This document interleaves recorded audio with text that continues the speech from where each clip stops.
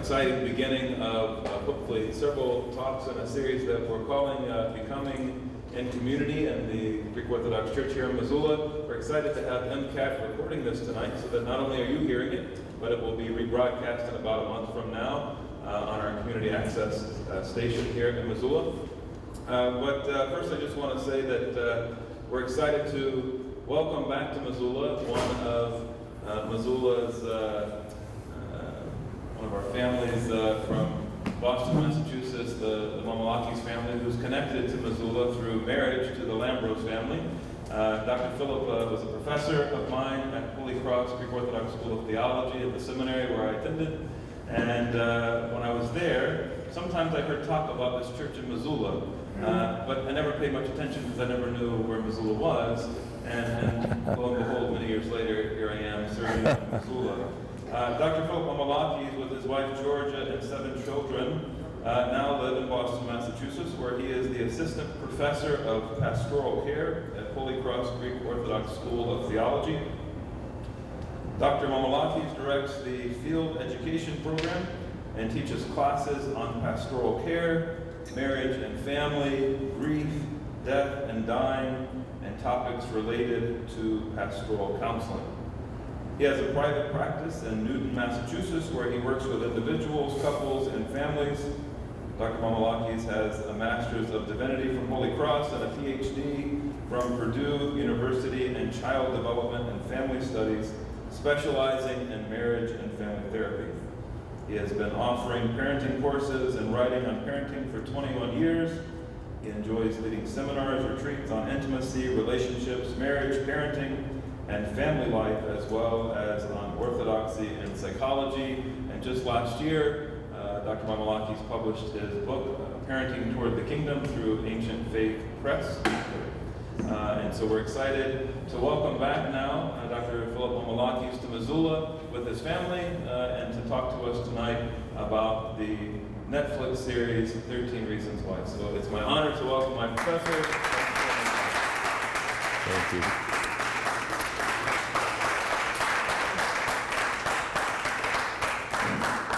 Good evening.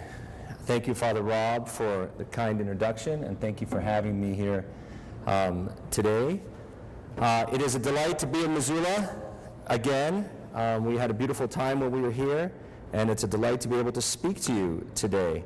As Father mentioned, I am the father of 7, a Christian marriage and family therapist, and a professor at Holy Cross Greek Orthodox Seminary.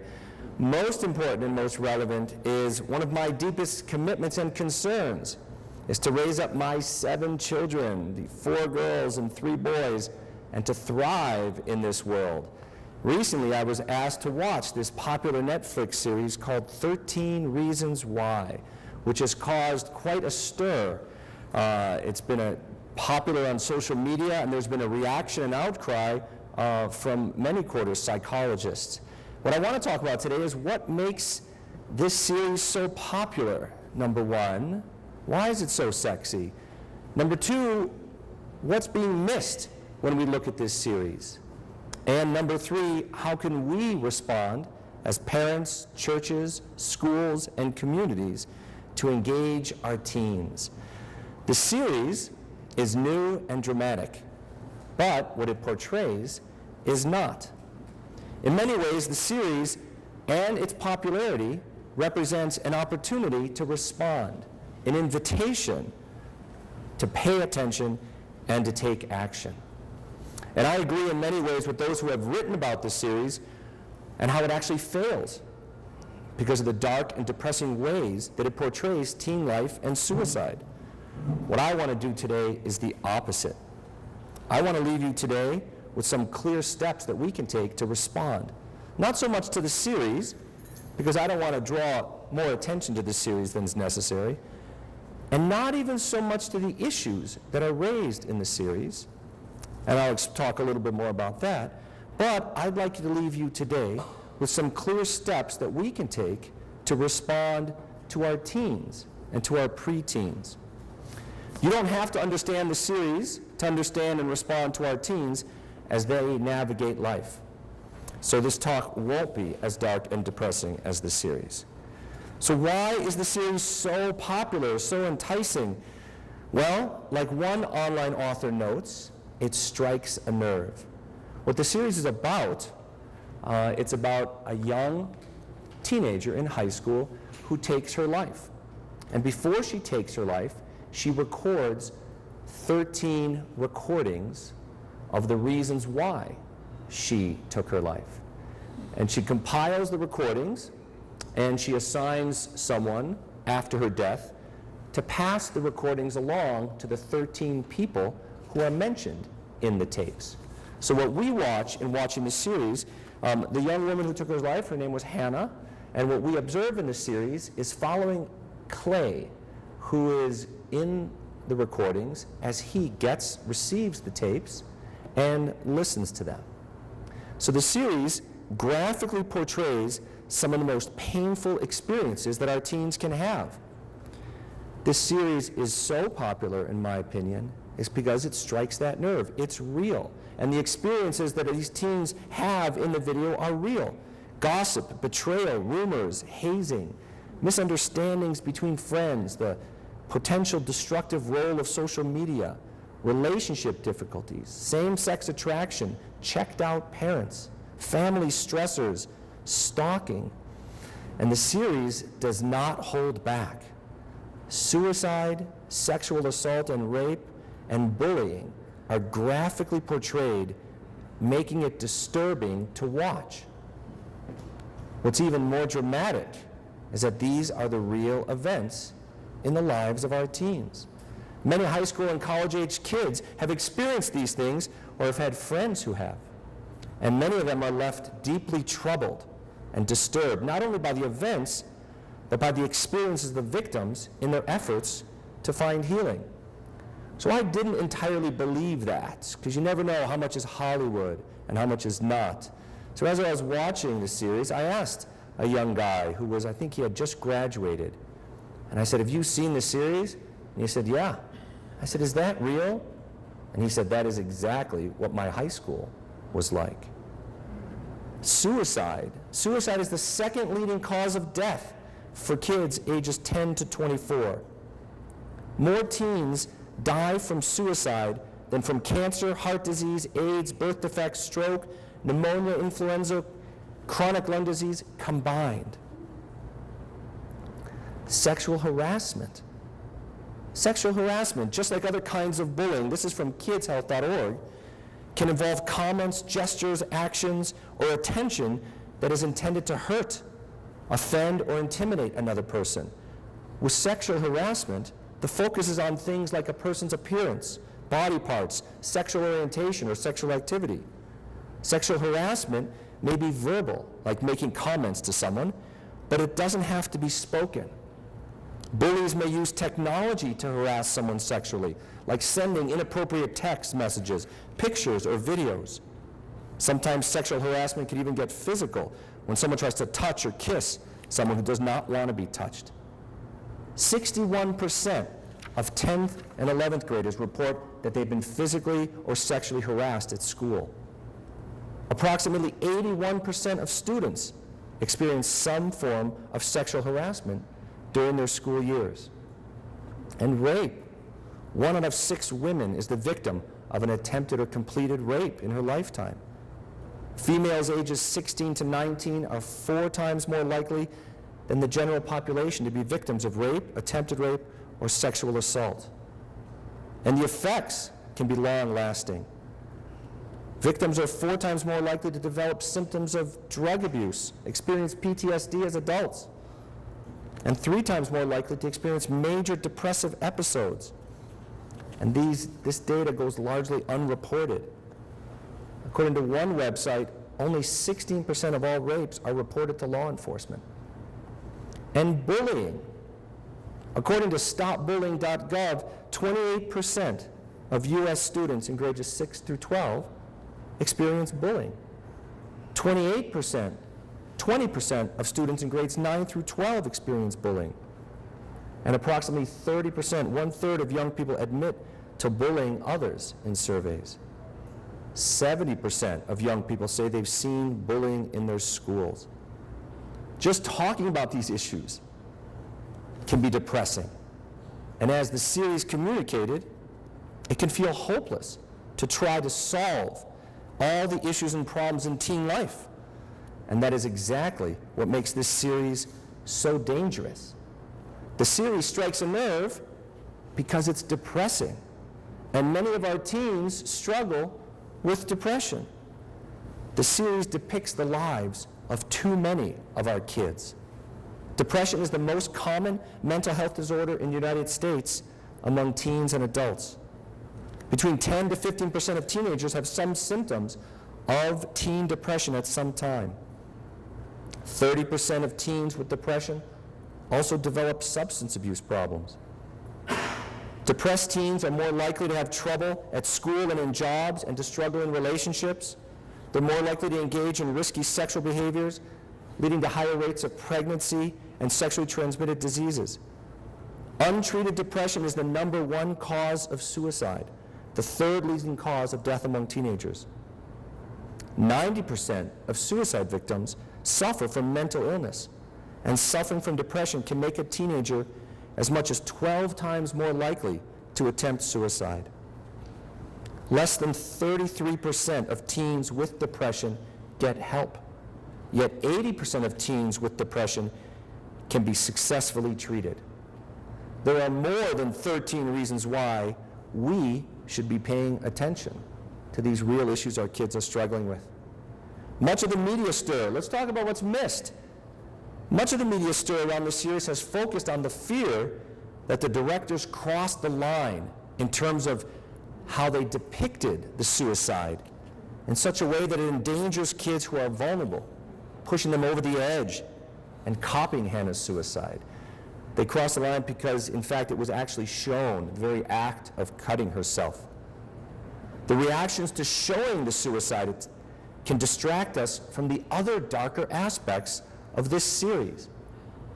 Beyond reacting to how the suicide was shown, there are 3 things that are easy to miss when watching this series. And these 3 things that are missed are, in my opinion, the real danger of the series. The dangers that we need to know and talk about with our kids. #1, what's missed is a real story of suicide. #2, the darker issue of teen culture. And #3, the dark, depressing nature of the story on the whole. #1, what's missed is a real story of suicide. Suicide is real for teens, as I've mentioned, but this series depicts a Hollywood version of suicide. Hannah, the one who commits suicide, is cool, calm, and collected as she decides to record these tapes before taking her life. In real life, people who take their own lives are typically in deep distress, usually struggling with mental illness, and don't or can't take time to record tapes. As Dr. John Ackerman writes on the website Nationwide Children, just because something is entertaining does not make it accurate. Hannah's experiences of being bullied, assaulted, and shamed are all too common and certainly intensely painful. However, the progression of her suicidal behavior is simply not plausible. It's unrealistic for someone, especially a teenager, in the midst of an emotional crisis, to construct an elaborate series of tapes, all the while maintaining a sarcastic, witty, and glib tone towards people she blames for her decisions to end her life. In fact, in real life, if Hannah did record the tapes so calmly and clearly, she would have likely not felt as distressed and been able to see the many other choices she had. Actually, in this series, once she finishes the tapes, she actually decides to give life one more chance. #2, in real life, suicide is about mental illness, not just an inability to cope with life's events. According to an article by the National Association of School Psychologists, while life stressors are driving factors of teen suicide, often the underlying issue is one of mental illness. Most teens who attempt suicide do so because of depression, bipolar disorder, or borderline personality disorder. These disorders amplify the pain a teen may feel. It is because of this that any suicidal teen should be treated by a medical professional. What's missing from the series is any mention of mental illness, not even once. In fact, only toward the end of the series does Hannah even show signs of depression. The National Association of School Psychologists continue, suicide is not the simple consequence of stressors or coping challenges, but rather it is most typically a combined result of treatable mental illness and overwhelming or intolerable stresses. Number 3, in real life, there's only one person responsible for suicide. The title of the series, 13 Reasons Why, is both disturbing and misleading. And when I saw it, I said, I have no interest in watching that series. It crossed my desk. I said, I don't want to watch it. Why would I want to watch something that's so obviously misleading? It wasn't until actually 2 youth directors approached me and said, Philip, have you seen it? I said, no, and I'm not going to. They said, Philip, you have to see it, because our kids are watching this, and we want to know, how do we talk to them? What do we say to it? The fact is, there are not 13 reasons why Hannah took her life. There was one reason. She chose to. Hannah blames her suicide on everyone who, knowingly or unknowingly, did something to hurt her. Repeatedly, the characters in the series identify that the suicide was a failure of each of the people in Hannah's life. "We killed Hannah" was a refrain repeated throughout the series. That is a dangerous lie. Hannah took her own life. And while we might say that if any one of the 13 people had done something different, this might not have happened, that is, in fact, still a lie. It's a lie because bad things do happen. People do hurt us. Mistakes happen. But Hannah had a lot of other choices. We each have the freedom to choose how to respond when we are hurt by the mistakes and sins of others. While our choices and behaviors do affect others, it's a lie to believe that our decisions are controlled by other people's sins and mistakes. Dr. John Ackerman again writes, depicting suicide as a natural consequence of trauma or stressors is inaccurate. Popular media often suggest a cause and effect relationship between negative events such as bullying, sexual assault, or family conflict, and suicide. That is misinformation. Suicide is complex and not a typical response to the types of adversities described in 13 Reasons Why. Portraying suicide as the inevitable outcome of Hannah's victimization was, at best, he writes, a missed opportunity. At worst, dangerous to those vulnerable to suicide.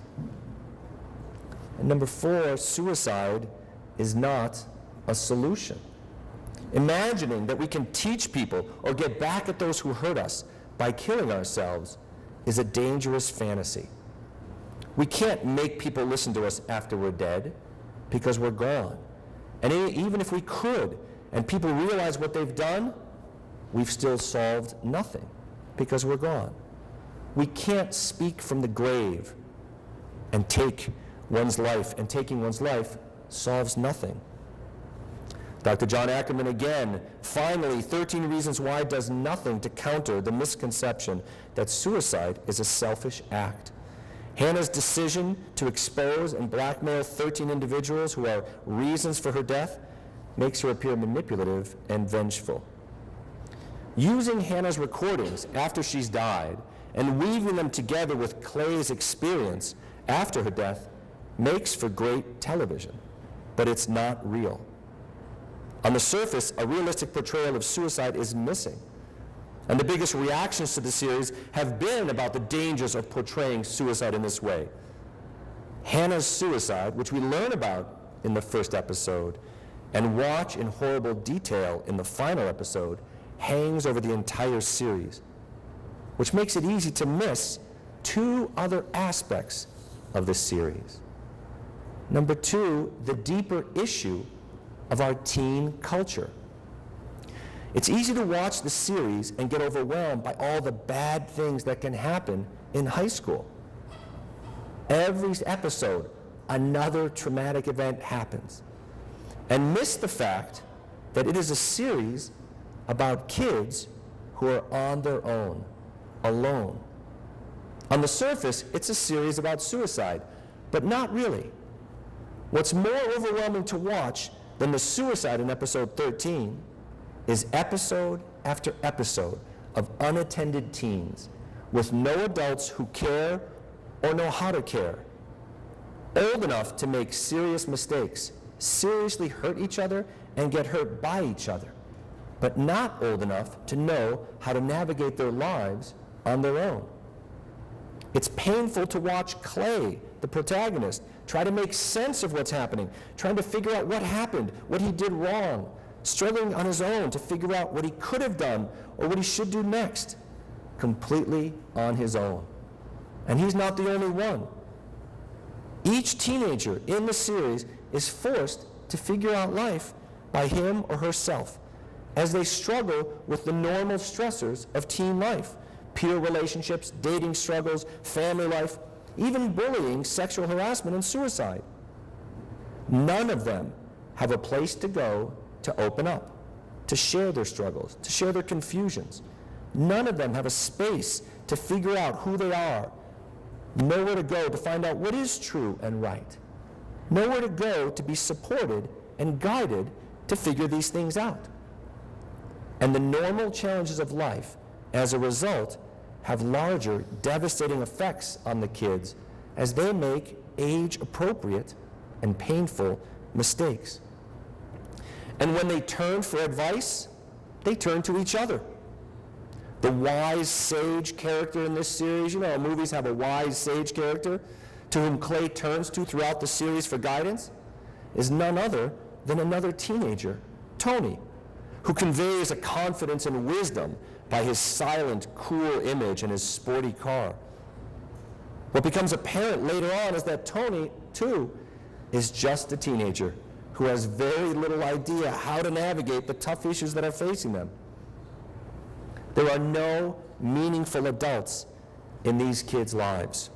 We witness a world where the adults are not engaged in meaningful ways with these kids. There are no scenes of adults having coffee with kids, only kids having coffee with each other. The adults are orbiting around the kids' world, not in their world, in their hearts, engaged and supportive. No teachers, coaches, counselors, mentors, parents, grandparents, pastors or priests, youth directors. Nobody. Nobody to listen to them, to take an interest in them, guide them, comfort and console them, celebrate with them. Nothing. And any efforts that the adults make in the series to engage and connect or to become involved are depicted as just failed events. Rather, the series is filled with kids keeping secrets from parents and trusted adults about the things that happen in their lives. The whole series is built upon this secrecy. Most of the kids have listened to the 13 tapes that are passed secretly between them and kept away from any adults. In one scene, 6 teens are sitting around a table at a cafe talking about if they should let adults in to the secret of the 13 tapes. And there are strong differences, some saying we must and others saying we can't. It's a series of checked out parents. There is no openness, honesty, and deep knowing between the kids and their parents. Clay lies to his parents about his closeness and connection to Hannah. Hannah keeps her struggles and experiences away from her parents. Tyler, another kid, has a secret life of stalking that no one is aware of. Jessica, a cheerleader, cannot let her dad know what's really going on in her life. The list goes on and on, each teen keeping deep, painful secrets, personal struggles from parents and trusted adults. Burdened by the emotional stress of those secrets, left alone to navigate, and suffering painfully as a result. And the glimpses we get into the world of the parents are equally disturbing and distressing. We never see the parents of the rich jock kid named Bryce, who perpetrates the rapes, and in whose house Justin lives for a while, And Bryce is the one who hosts one of the parties in his parents' nice home with a pool. Another student, Justin, we learn that his mom is living with a violent boyfriend who threatens Justin's life. We briefly see Tony's dad, but he seems more interested in fixing his car than in Tony. Zach, another teen, we see his mom clearly focused on her child's achievement and reputation rather than on her child.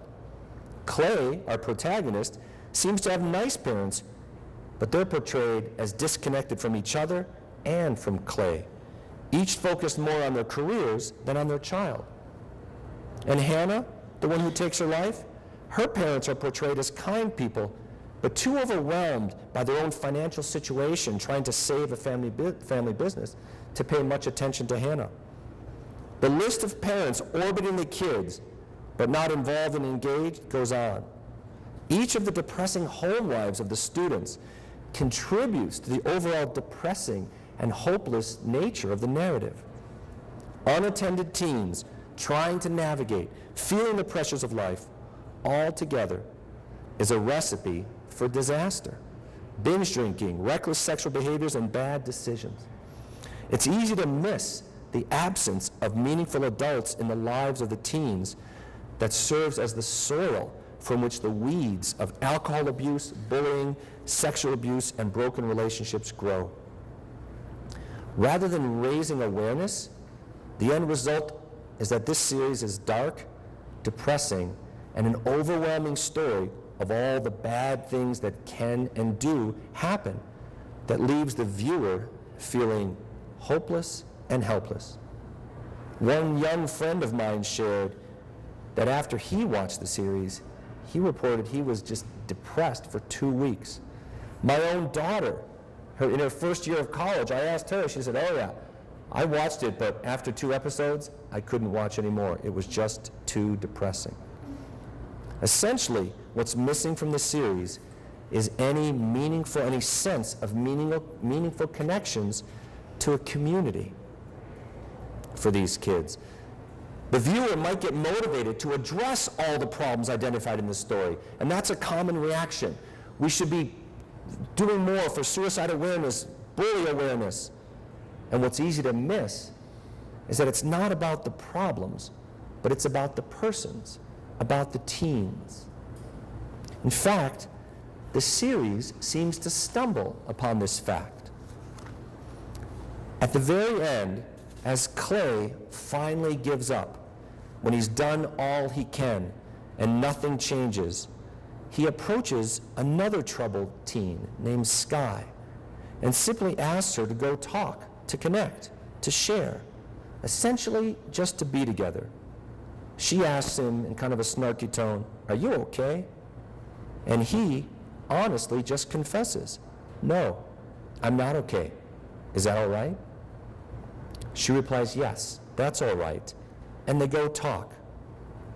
It was after all the failed attempts of Clay to stop the bad things from happening, trying to solve the problems, that he just ends up focusing on persons, on that person, on the relationships, and there's a glimmer of hope. When adults fail to see kids as persons, but get distracted by making sure that they behave, do the right thing, don't get into trouble, kids are left feeling alone, like nobody cares who they really are. When we get distracted by all the problems in life and lose sight of persons, life can be a dark and lonely experience. And that is the third thing that's easy to miss in this series. There is no path forward. What's missing is a real path forward to face these challenges in life. What's missing in this dark story is light. There's no path forward, no light, no meaning in these people's lives. After watching the series, the most dangerous aspect was not the graphic depiction of suicide or rape, although those were very disturbing. But the most overwhelming part was the darkness of the narrative, the overwhelming sense that there is nothing we can do to stop bad things from happening, and suicide is the inevitable result. There is no light in this dark story. There's no connection to any church or community of faith. There's no eternal dimension to the story or in the lives of their kids and families. Not only is there no real community in this series, there are no communities of faith. There's no priest, there's no pastor. They never enter into the narrative. In fact, there's a deep sense of meaninglessness in the lives of the teens. The focus of their lives seems to be getting through school, getting a sports scholarship, surviving life.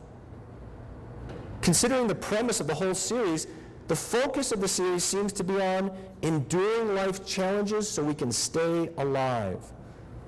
The absence of any deeper reality of the kingdom of God, any eternal reality, or eternal implications of daily life, or even helping other people, contributes to a sense of meaninglessness in all the suffering, particularly when it's compounded by the absence of any deeper meaning in the lives of the parents depicted. Clay struggles to figure out why Hannah did what she did and why bad things happen, why everyone let Hannah down. But his figuring does not expand to ask deeper questions about who he is, what life is about, the presence of a loving God, and he never really does. Essentially, there is no Christ in this story. Clay is a Christ-like figure, innocent except for his lack of understanding of life and relationships. While some students realize their mistakes and repent, in this series, there's no forgiveness or redemption. Without Christ, it seems there's only the death and not the resurrection. And there's no path forward. It seems as though the director's intent is to raise awareness by disturbing the viewers so much that they're compelled to do more to stop these bad things from happening. The truth is, no amount of community activism can stop bad things from happening or change the fact that there is sin in the world.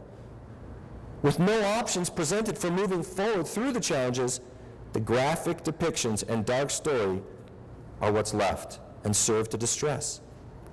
Through listening to the tapes, the teenagers and viewers now see all the problems, all the sins and mistakes that Hannah experienced.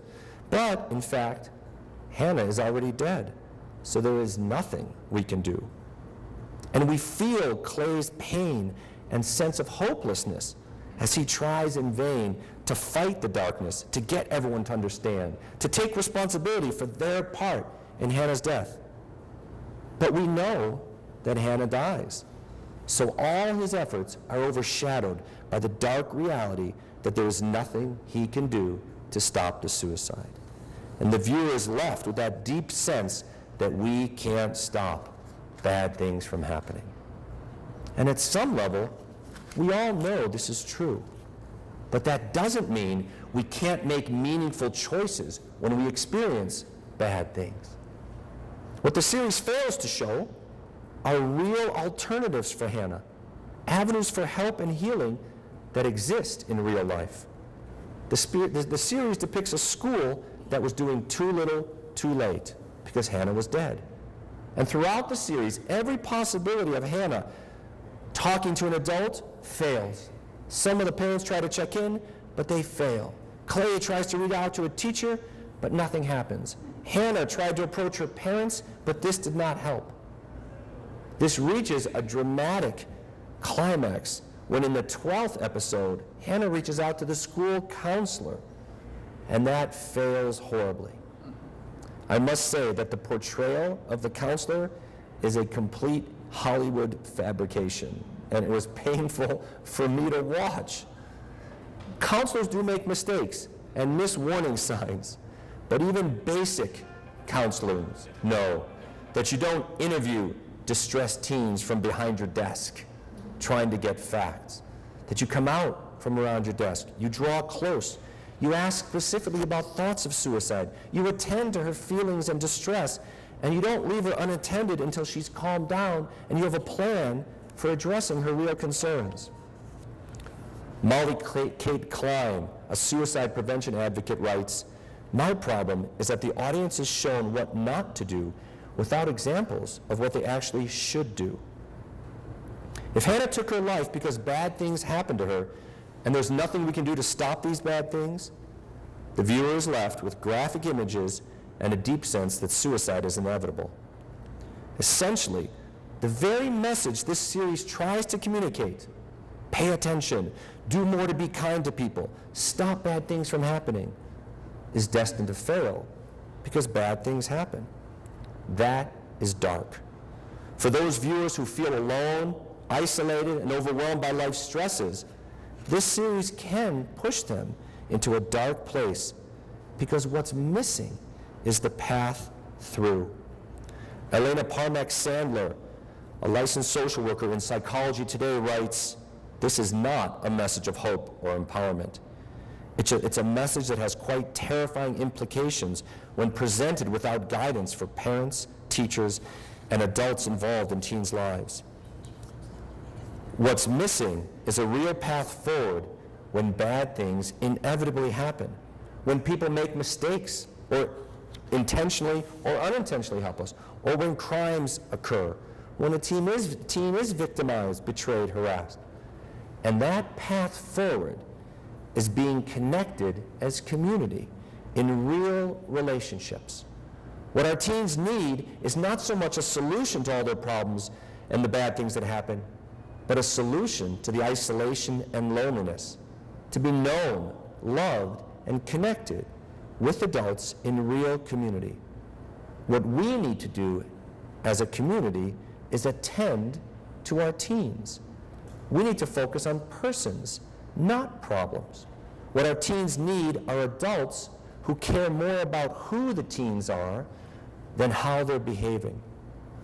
And our teens need spaces in our homes, our schools, our churches, and our communities where they can be free to be known, free to share, to ask questions and get answers, free to share struggles and mistakes and painful experiences, and guided how to navigate. Too many of our teens lack these places to go and adults to talk to. They need to be heard, not told what to think, but invited to think, taught how to think. They don't need to be told how to feel, but have their feelings attended to. They may need to be told how to behave or shown how to behave, but not by people who don't care first about who they are and what they're thinking and feeling. Essentially, they need to be engaged in real relationships. Our goal in the home, the school, the church, and the community is not to make sure our kids don't kill themselves, but to help them navigate, grow, thrive, and become full adults in community by drawing close to them, walking with them, entering their worlds. When we focus on problems and not persons, our kids can see right through this. We can have all the suicide awareness programs and bully awareness programs and information, but if we're not interested in the persons of our teens, who they are, what they're struggling with, it really sends the message we're mostly interested that they don't kill themselves, because that would make us feel bad, rather than actually being interested in who they are. That doesn't work. The series powerfully communicates that awareness programs don't work. All the efforts of adults to raise awareness are empty because no one is touching the lives of these teens. Our teens don't need more programs in their lives. They need more people in their lives who are paying attention to who they are. This series, 13 Reasons Why, is an invitation to all to pay attention to the persons of our teens.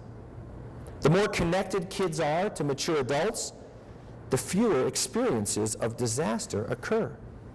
Unsupervised, unattended, isolated, and lonely kids are at risk for all sorts of destructive behaviors as they figure out life, particularly when they're feeling a lot of pressure. Staying connected to our kids does more than just keep them alive. It allows them to grow and thrive, to become fully adults in community. And second, once we stop focusing on solving problems and focus on engaging our teens as persons, we solve not only many of the problems, but many of the dramatic and traumatic effects of these things. Because that puts us in a place where we can actually support our teens and help them as they experience the painful events of hazing, betrayal, and even the intense experiences of life. This is the real path forward. How do we respond? Well, the series highlights a common feeling I think we all have: helplessness in the face of these painful issues. It's true, it seems, that there's nothing we can do on our own to eliminate these things. But there are a lot of things we can do as families, churches, schools, and communities to stay focused on our kids, connected to them as the real path as they learn to thrive. And when we think about it, we think about how do we do that in our homes, in our schools, in our churches, and in our communities. How do we do that? We do that by being involved and engaged, by being clear, by being strict, and by being together. All of us can pay attention, and we each need to be aware of the role that we play in the lives of the teens, the important things we contribute, and the limitations of our roles. My son last year was being bullied, was the victim of bullying. And it was tough for me to see, his pain and my pain. And the toughest thing is, here I am, I'm a professional therapist, right? So I know the steps to do, but my heart is wrenched. I'm thinking, all right, don't tell him to beat him up. Don't teach him how to fight. That's not the thing. So what did I do? I did what I thought were the right things. I listened to him. I asked him about it. He didn't even want to talk about it because it was so painful. And it was horribly painful to me, but I was like, we have to talk about it. All I could do was walk through with him. I felt so hopeless. I was like, how am I supposed to address it? And send him back to the school? The reality is, I can do the right things as a parent in my home. But if I'm alone as a parent at home, it does feel hopeless, and it does feel overwhelming. And I know how helpless teachers can feel when they're trying not only to educate my kids, but to help them navigate through life, particularly when they feel alone and not supported by the parents. Just talking about issues in school can feel kind of useless, particularly with the most troubled teens or the ones who are absent or checked out. And I know pastors feel the same thing at church, where they see people once a week and can feel alone and overwhelmed against all these forces that are working against what's good. When these three worlds are disconnected, family, school, and church, each one of us can really feel hopeless, like it's an uphill battle. And even more so when we get the sense that the broader community, locally or nationally, is advocating values and behaviors that go against what we know to be true, right, and good. That feels overwhelming to all of us. It can seem overwhelming, but we can respond. Number one, by being engaged. The best response is personal, being involved and engaged in the person of our kids. Because life is not about solving problems, but about being engaged in relationships, in loving personal relationships. And the place to start is in the home, because I believe it really does start in the home. It takes more than just a healthy home life, but it starts in the home. And it starts when our kids are young, being involved and engaged with our kids. It's easy to be checked out of the lives of teens. They can be closed, and we can feel distant, and their behavior is really hard to understand. When my kids are teenagers, they don't necessarily have the same close relationships with me as they did when they're younger. My teenage kids don't run and greet me when I come in the door. What that means is, when I come in the door, I have to go find them and greet them. Because the teenage years, kids are moving away, they're moving out, they're building their own lives, they're spending more time away from us as parents. They need that space, physical and emotional. The fact is, they also need parents as much as ever. Our teens need to figure out life for themselves, but not by themselves. They're becoming adults, and they're part child. It's easy for parents and adults to give mixed messages to teens. We try and control them and tell them what to do, like little kids, and then expect them to make decisions like mature adults. And it's easy to get distracted by their behaviors. It's easy to react as a teenager starts to create his or her life and pull away from us. It's easy to focus on correcting their behaviors, telling them what to do, what to think, or even how to feel, rather than connecting with them as persons. It's also easy as adults for us to be checked out, distracted by our own lives. There's enough to worry about in our own lives. And it's a lot of work to try and stay connected with teens. Being involved and being engaged in the home means, first and foremost, as parents, that we are present, physically present. What do I mean by that? I mean making sure that my path as a dad, that our paths as parents cross the paths of our kids. In the evenings, the weekends, whenever you can. Our physical presence as parents specifically, but as adults in general, in the lives of the kids, make a difference. Showing up in the evenings, being physically close when they're working away at their homework or watching something. We can't expect a warm greeting or a welcome, but we can't react. They may ignore us, but they know we are there. Psychologists might recommend one-on-one time, and it's great to think we can have special one-on-one time with our teens. And that's great when it works, but I asked my sophomore high school daughter, why don't we go for coffee? She gave me this look like I was from Mars. She said, what? Awkward, eye roll, and just walked away from me. All right, that didn't turn out so well. But I'm still present, and she still knows when I'm present. She'll grow through this, and she'll have coffee with me once she gets into college and later. But we can find things we do together. Biking, watching a movie, a series, hobbies. It's invaluable when you can find that. But the fact is, being present is how we stay involved and engaged. They don't need us around all the time, but they need us present at points. And when we are present with teens, we have to resist the temptation to talk, to give an opinion, or to tell them what to do. We have to listen more than we speak, focusing more on being present and silent than on listening. Because I do believe that they don't act socially appropriate with parents, but they feel our presence and they know we're there. Being present at their school, showing up, with their friends, in their activities. Our kids feel our involvement when we're physically present, and they feel our support when we listen. Our kids need homes where they are free to speak, free to feel, free to think. And kids do best when they feel like their parents are present and supportive. And that's what listening communicates. You don't have to say anything. And I've found it's usually best if you don't say anything. That seems to cause a lot of problems. But what I have as a parent, what we have as parents that no one else has, is that capacity to be present and to communicate through not so much our words, but through our lives. Speaking is not the most effective tool we have as parents. Modeling is what we really have on our side. How we live, how I respect my child, how I relate to others, how I spend my time, what I value, how I handle conflict or stress, how I conduct myself in the privacy of the home, that shapes my children. My kids don't want to hear what I have to say, but they're watching how I live, and they notice when I'm around. And I have the most contact with my kids daily, all the time, if I choose to do that. And only parents can provide that critical parental involvement.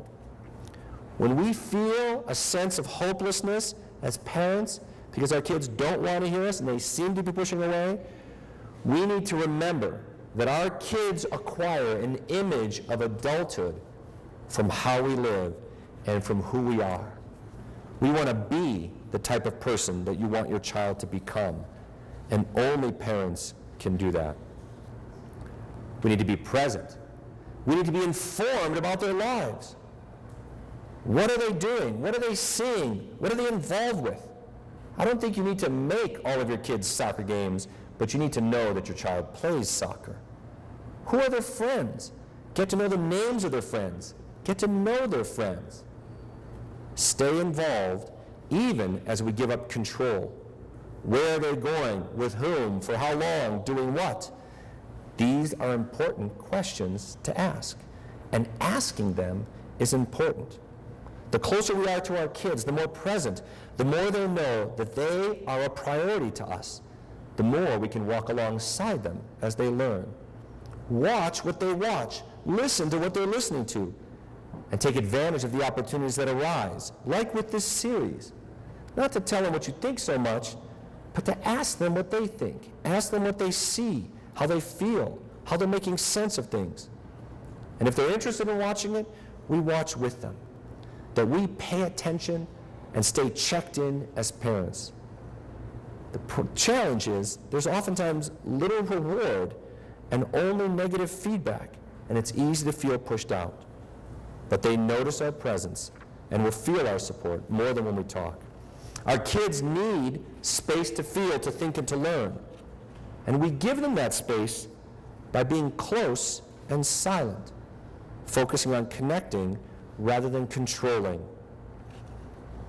And if you see your kid hanging around with troubled kids as you get to know them, some kids who might be bad influences, we want to be clear that we're not against those kids, we are against those behaviors. We stay present, we're informed. We, as parents, need to pursue our kids. When our kids are young, they come to us.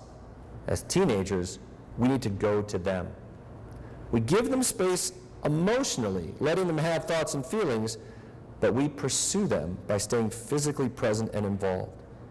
We pursue them by setting limits to them, negotiating limits with them, keeping those limits firm. I remember I was talking to my third daughter when she was a senior in high school, and she was on the phone making arrangements for the night. And I said, "Where are you going?" And she was annoyed by me. I said, "Who are you going with?" And she gave me an eye roll and a snarky little reaction. "When are you coming back?" And she kept fighting me and pushing away. And her girlfriend on the other line tells her, "I wish I had a dad who asked me those questions." That we pursue them, because pursuing them sends the message that I'm fighting for you. It's not a controlling pursuit, it's a respectful, but it's a pursuit. Some kids struggle because parents are absent. Others struggle with dangerous and destructive acting out behaviors because they're still trying to figure out what they value and what they believe. And still others are stressed and overwhelmed and act out as coping. The more our kids struggle, the more we need to pursue them. The more they push us out, the more we fight for them. Which means we notice misbehaviors as an invitation to draw close, to check in. We stay involved, we're engaged all the time, but when things happen, we move in even more. We take over. That communicates clarity and reinforces what we're saying. I'm a role model for my kids, a major factor in shaping their identities. But as a parent, I'm limited because my teens increasingly spend more time at school with peers than with me. And I don't seem to be able to speak without them tuning me out, which means I need help from others who are engaged with my teens as persons. I need help from the school, the church, and the community. So how does the school stay engaged? It's easy for teachers to lose sight of the person of their students. But we can respond as schools by focusing on my teen as a person, which means getting to know my child personally in and out of the classroom. Naturally, schools are focused on educating, but that comes best when teachers have relationships with teens. Teachers, staff, administrators can take an interest in the person of our kids, getting to know them, not just their names, but their interests, personalities, characters, challenges, struggles, growth areas. Essentially, the school can communicate to my child. That they care not just about how my child behaves and what they're learning, but who they are in and outside of the classroom. It's not only good teaching strategies like student-led learning, but when teachers pay attention to the person of the child, noticing how a child is doing what's going on, that communicates respect and care. Teachers in many ways are on the front lines, offering positive reinforcement, being consistent, smiling, listening to the concerns, all help to build that relationship and gain trust. Teachers can build real relationship with the kids, liking my child, whether they like my child or not. Teachers can make an effort just to like my child, respect my child, and show respect to my child. Talk to my child with respect, whether you think she deserves it or not, because you're modeling respect. Notice my child when she's doing what she should be doing, not just when she misbehaves. And schools can engage and focus on persons, not problems, by noticing misbehaviors as an invitation to check in, just like parents. When we see misbehaviors, see them as warning signs, our instinct needs to be to reach in and check in rather than just give consequences. Everything changes in a child's life when they have a sense that a teacher actually likes him or her. According to Emily Gallagher at NYU, empirical evidence does show that teacher-student relationships are very important for high school students. Studies that have investigated older students' relationships with teachers have found that students improve both academically and socially from positive teacher-student relationships. How about the church? Does my teen feel part of a church community? Too often, teens can be a separate demographic, a separate world within the church community. Yet, as a parent, I need my teen to feel like she or he is a real part of a community. We need churches that are focused on loving persons and growing in love more than correcting or controlling behavior. It's easy as a church to spend more time preaching how we should behave or teaching what we should think and believe more than engaging kids about who they are, what they're thinking, and what they believe, helping them in relationships to learn what the message of the particular church is. It's easy for kids to feel like the church is just more of the same. Adults who are not checked in, who don't really care, who are forcing me how to think, feel, and act and believe in a certain way. Only in church, it's God who's doing that. I want my teen to feel welcome in my church. What kids need from our churches is a safe place to be, free from many of the pressures they face in their school, possibly in their home, and in the world. We need places in our churches where kids are free to share their struggles, their pains, their questions, their doubts, their world, and their lives. A safe place to ask questions, real questions, and work through these answers, work through their struggles and doubts. We need to beware of reacting against teens in church rather than engaging and getting to know them. I want my teen to be able to go to church and share what her reactions are if she watched 13 Reasons Why, and to be heard, to share what scared or alarmed her, to share if she feels like she might be blamed for someone's suicide, or even to share her sense of hopelessness. Essentially, as a parent, I need the church to be a place that focuses on the person of my child, who shares my values, and my child is free to become in community with other adults besides her parents. Which means beyond having good youth programs, which is important, and that the church fund ministries that are targeting youth, we need to be attentive, all adults in church, that these teens belong to all of us. It's really appropriate in church, even if it's not your teen, to get to learn the names of your teenagers. Greet them, smile at them, check in with them, involve them in life as a community. Listen to them. To this day, I remember the 2 or 3 adults who on Sundays would look at me and smile and greet me. They would kind of go out of their way. That has left a mark on me into adulthood. Why did they do that? I couldn't figure out as a teen. Why is he saying hi to me so nicely? But they did. It's easy to react against teens rather than taking an interest in what they're doing. Our kids need to experience a different type of community in church, where the worldly boundaries that seem to separate adults from teens doesn't really apply, where adults engage teens with respect and as persons. And finally, the community.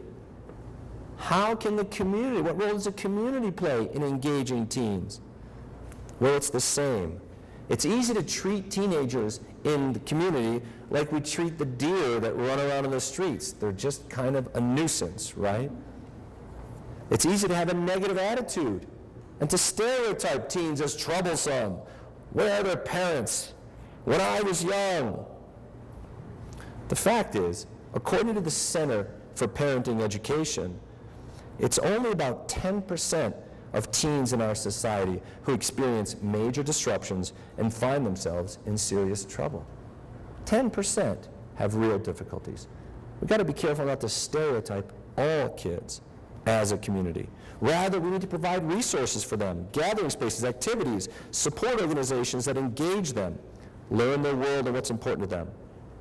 As a community, we can get to know the names of teenagers. We can smile. We can be kind. We can avoid demonizing and reacting against them. We can treat our teens like human beings, listening to them. Beware of generalizing based on these outliers. Many troubled teens come from troubled homes. Good kids in tough situations. They deserve to be heard, even though they're developing their good judgment. And you might be the only adult who has treated that child with respect in that day. We don't want to miss that opportunity. When kids feel connected to parents, teachers, and pastors, they live rich lives of intimacy and connection as they grow and learn. And when kids know we are interested in who they are, that sets the stage for sharing what we think and what we believe, how we see things. So when we think about being engaged in the home, in the church, in the school, and in the community, this is a response to engage our kids on this path. There's also being clear, being strict, and being together. And in the interest of time, I'm just going to summarize what I mean by being clear. Once kids know we care about who they are as persons, that really opens the door for us to be clear about what we think and what we feel, how we see the world.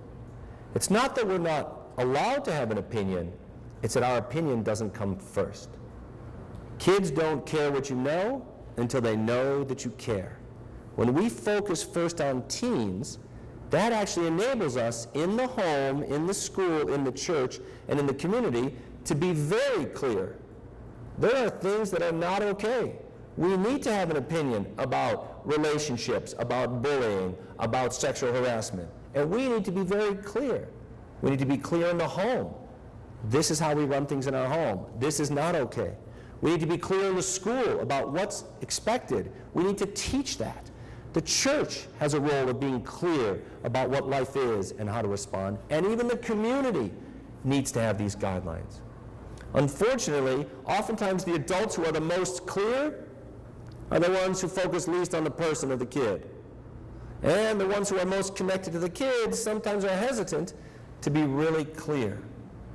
What kids need are adults who care about who they are first and are unapologetically clear about what we believe, what we stand for, and how to act. Number 3, being strict.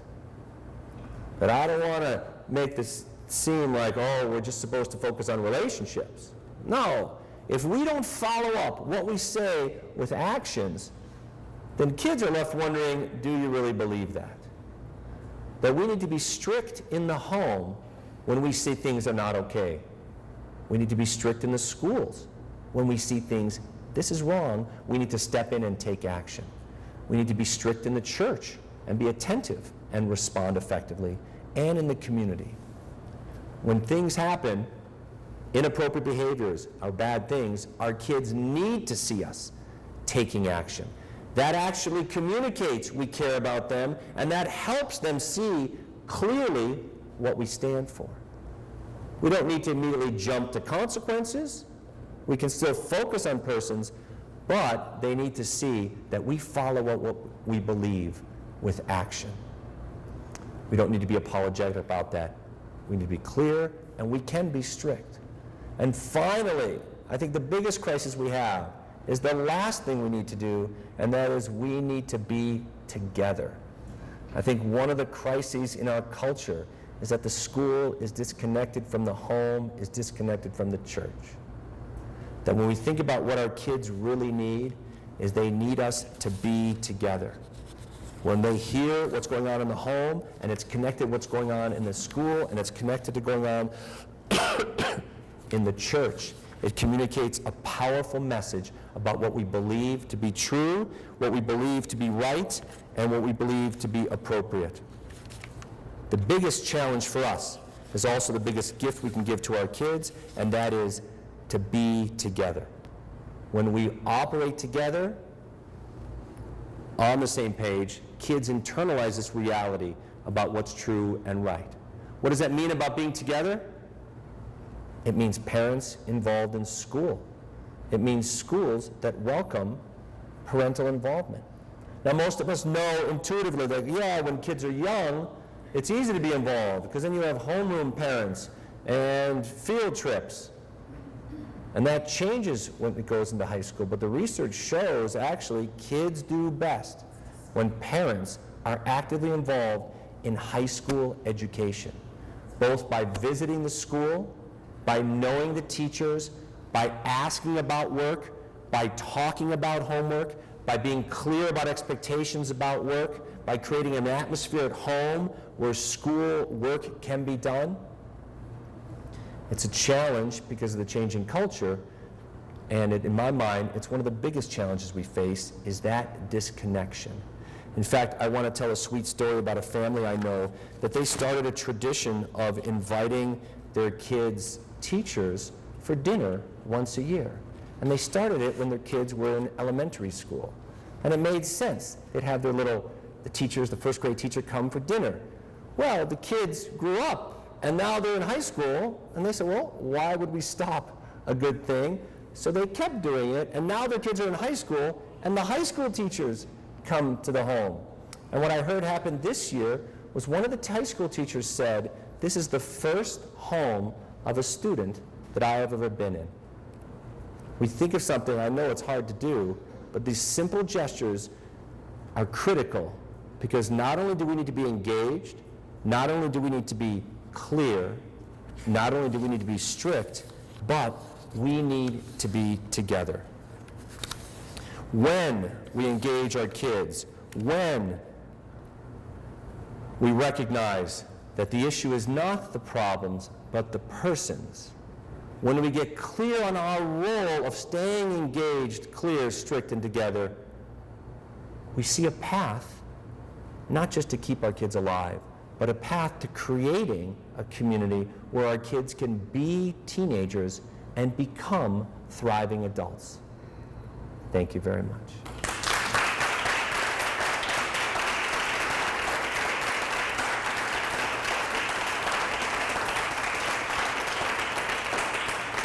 We have a time for questions or comments. Just so that we can make sure that it gets picked up on the audio, we have a second microphone. Somewhere here.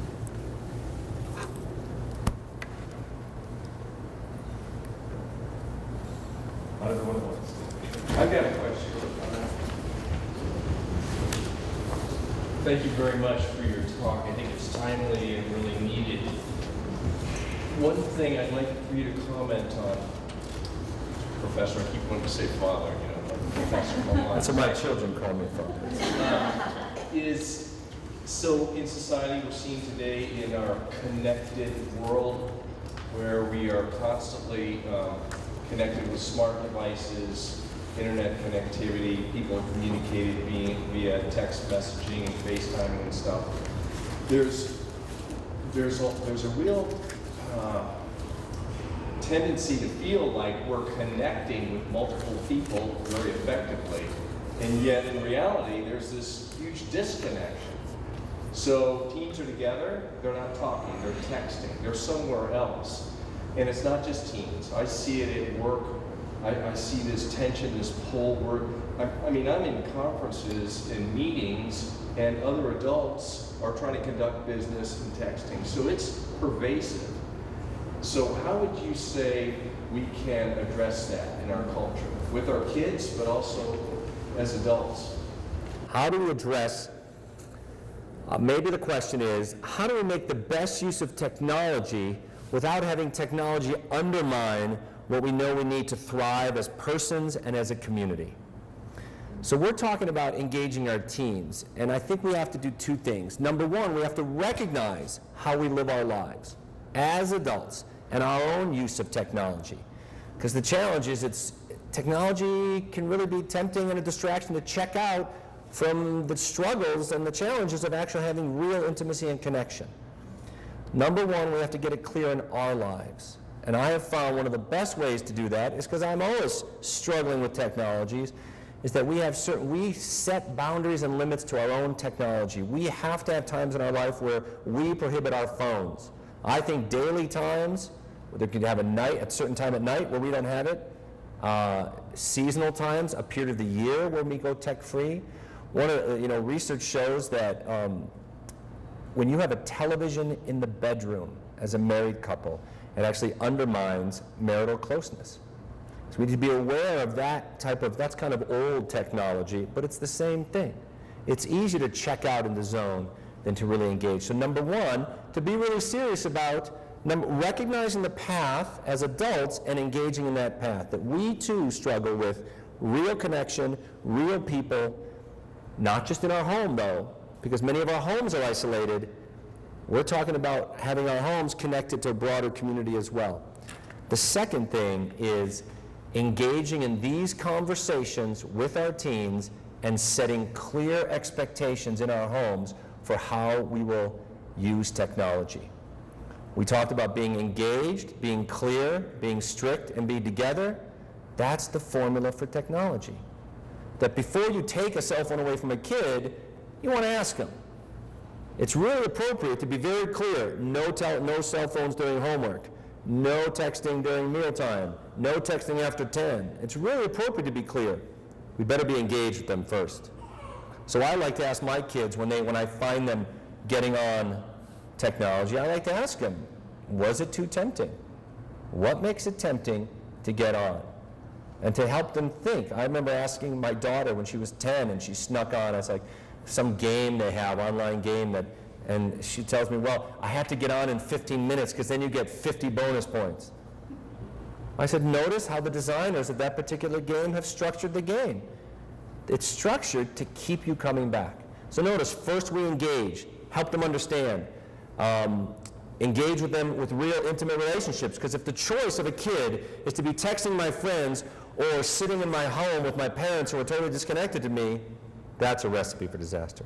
So we engage, we're clear, set clear limits. I love it when schools have very clear policies for technology.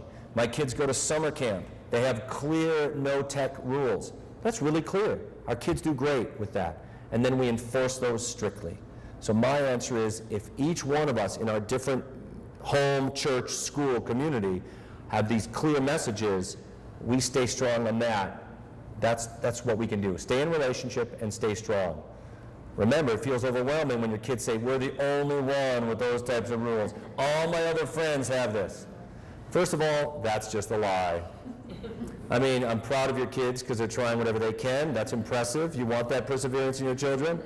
It just happens to not be factually true. They probably have a few kids who had iPhones when they were 8 years old, but most parents want the same thing. I also noticed that homes that are disconnected from church and community have a harder time setting those limits. So it's important to our home to be connected to a church and a community, because that helps us stay strong. And when I'm strong with my kids on things as simple as no phones during homework, their kids also see. Other families want the same thing.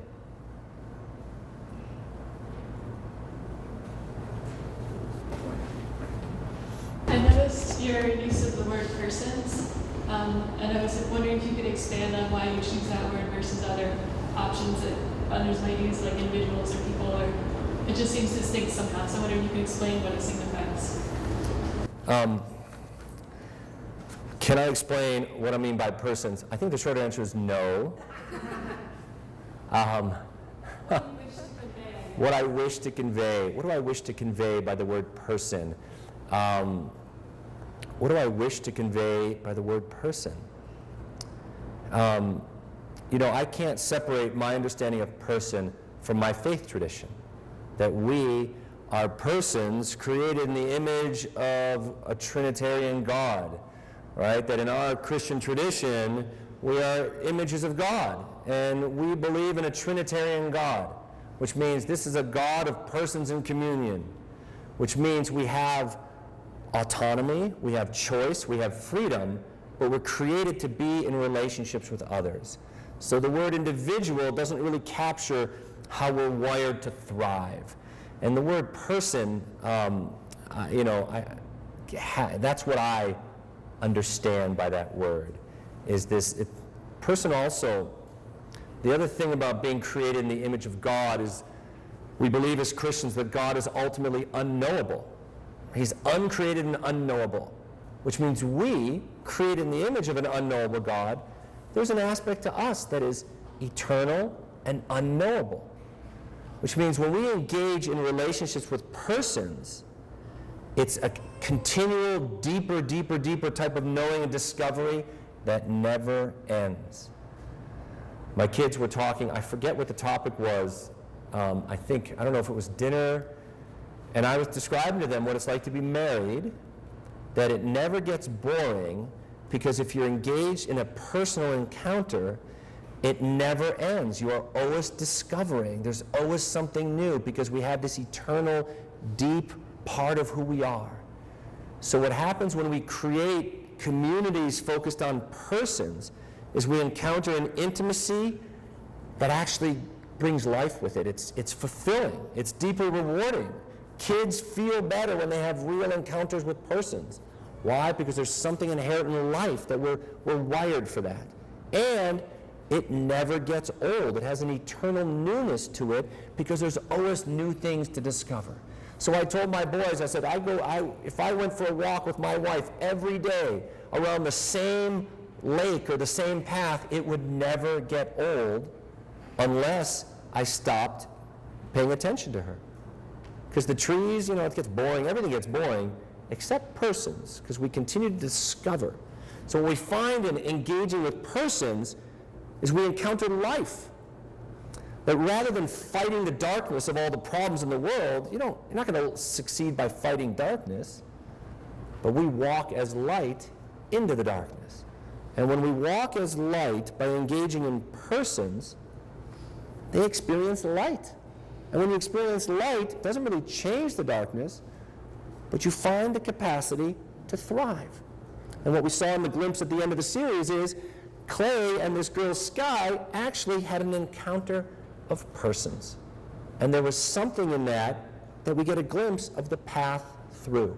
And I really believe our kids can endure practically anything if they have people who are connected to them as persons.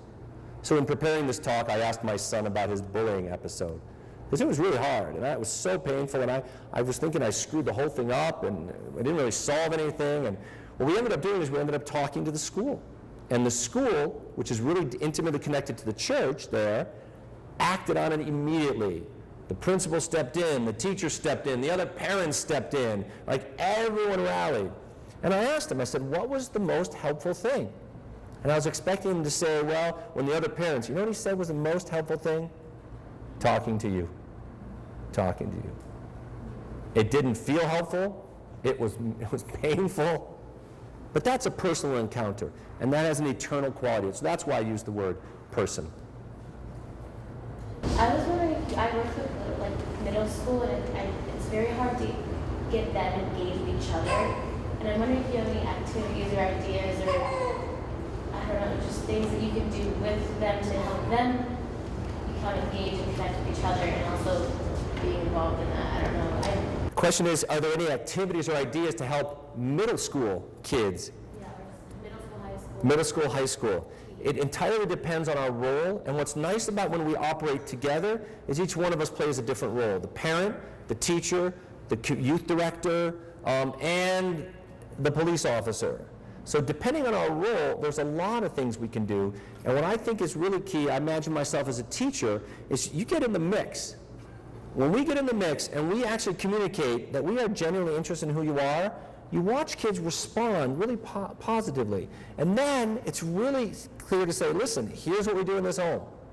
Like what I've learned is when kids come into my home, I do two things. We do two things. We get to know them. We find out where they're from. We communicate that we are really happy in your home. And the very next thing we do before they watch the movie is we've got some rules in this house. And so that's what you do. You teach kids this is not how we behave. Here's how we treat each other. And so, beyond that, depending on the different circumstances, are actually, I'm sure there are beautiful resources online about specific activities. But when we stay engaged first, it sets the context for teaching. And then our home becomes a fun place to be, and in this home, these are the rules we follow.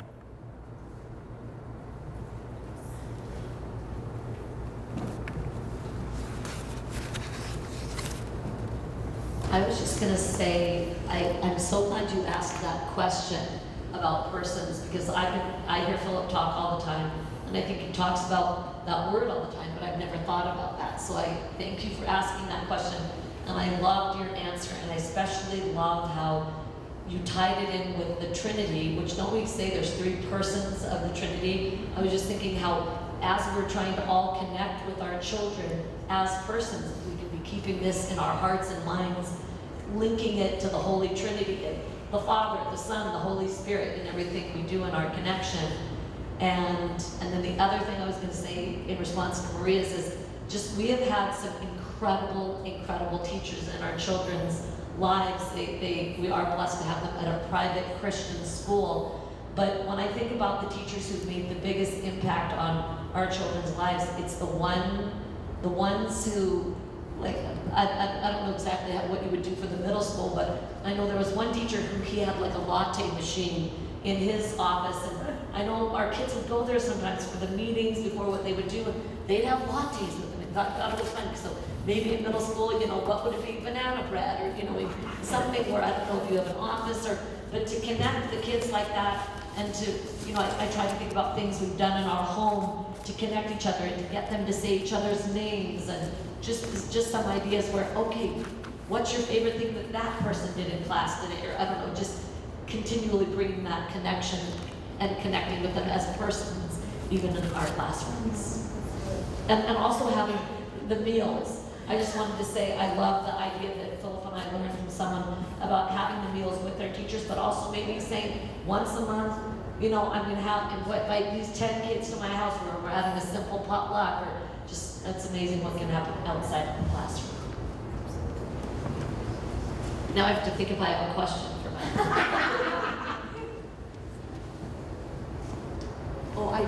I do have to my husband.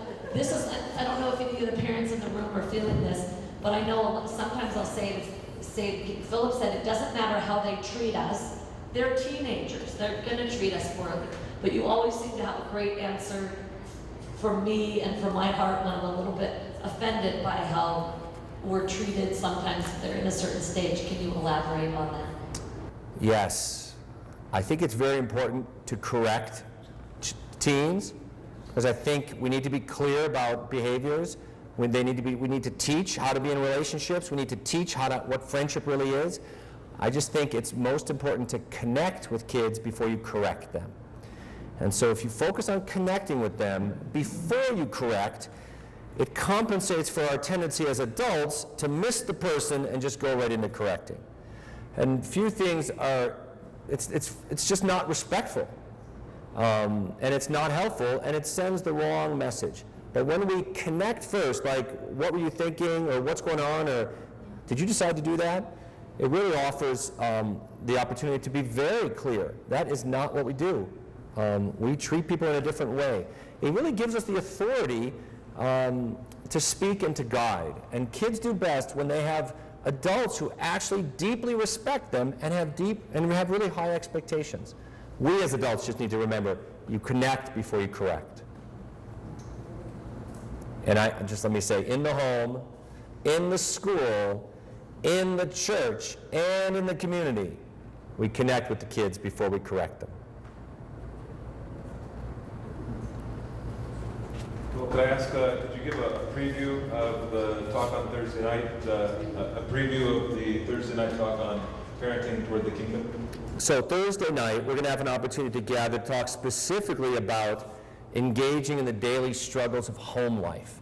It's very easy as a parent with kids to be overwhelmed by all the things we have to do, to get distracted by tasks. It's very easy to get distracted by misbehaviors and to lose sight of the persons of our child. Based on some of the things we've talked about this evening, what the best tools are we have as parents, namely our life and our modeling, and secondly, focusing on persons before problems, we're going to spend Thursday evening going into the details about how that actually looks, how we respond. And then really, the reality is it's impossible to be perfect parents. And the goal is not to try and do it right, because that's not real. Perfectionism is a disease you don't want to pass to your kids. Well, what's the alternative? How do we engage our kids in life and what's good, in the daily struggles of family life? That's for Thursday night, and I welcome everyone to join us.